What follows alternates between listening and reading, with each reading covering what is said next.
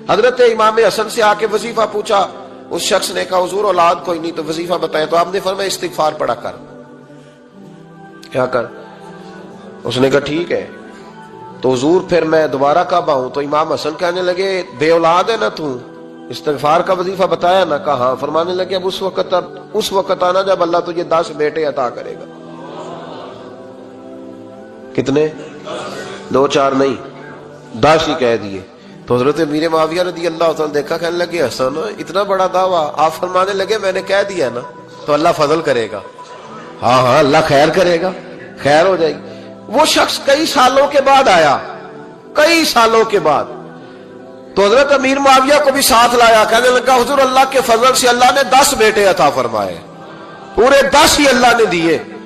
تو حضرت امیر معاویہ کہنے لگے جناب بات تو آپ کی سچی ہو گئی، پر مجھے بھی بتائیں یہ وظیفہ کہاں سے لیا؟ فرمانے لگے قرآن پاک سے، سورہ نوح کی